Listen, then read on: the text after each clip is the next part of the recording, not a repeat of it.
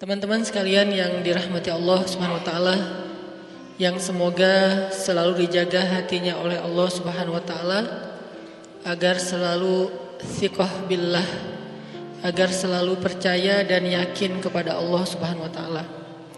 Karena kelemahan kita itu berawal saat kita mulai meragukan Allah. Dalam segala dinamika hidup, kita selalu butuh Allah.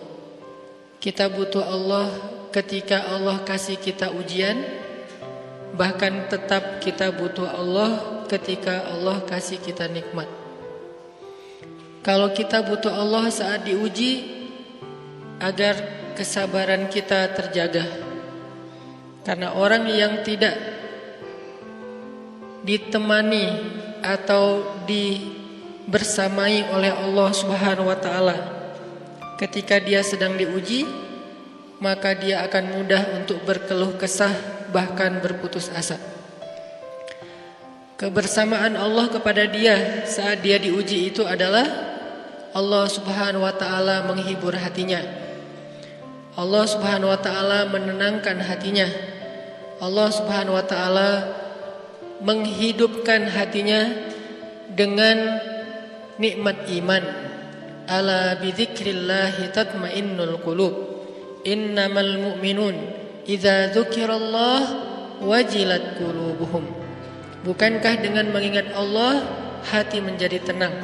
Dan orang yang beriman apabila diingatkan dengan nama Allah, disebut nama Allah, maka hatinya akan bergetar. Ini bentuk Allah membersamai hambanya ketika dia dalam keadaan diuji.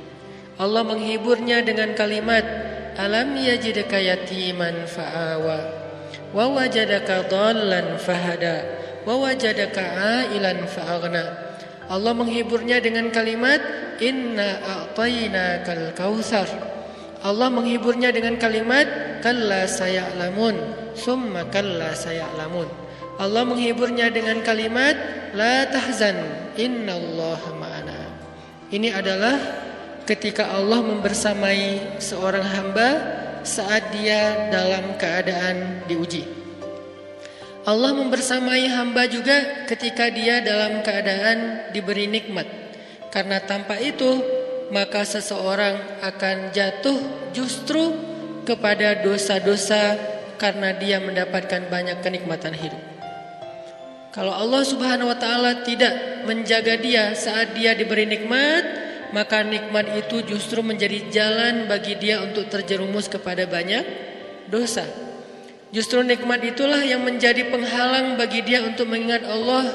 Karena dia sibuk menikmati hidupnya, akhirnya dia terhalang dari mengingat Allah tepat waktu.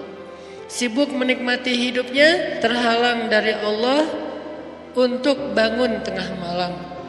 Karena dia tidurnya larut. Kenapa tidur larut? Karena terlalu banyak yang harus dia nikmati sebelum tidur. Dia bisa makan-makan, dia bisa jalan-jalan, dia bisa ngopi, dia bisa ketemu teman, dia bisa belanja.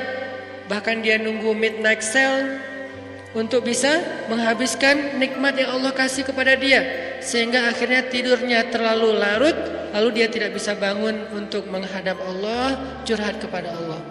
Hal yang selama ini dia lakukan justru ketika dia diuji oleh Allah. Ketika diuji oleh Allah, mudah bagi dia bangkit tengah malam, curhat, sujud panjang, menangis dalam doa. Ketika Allah kasih nikmat, curhatnya hilang, malamnya lelap, sampai bahkan subuhnya juga kelewat. Ini kalau Allah enggak membersamai seorang hamba ketika dia diberi nikmat. Sehingga orang yang seperti ini, kalau dalam keadaan seperti ini terus-menerus dalam jangka waktu yang lama, nanti dia akan terjebak di dalam istidraj.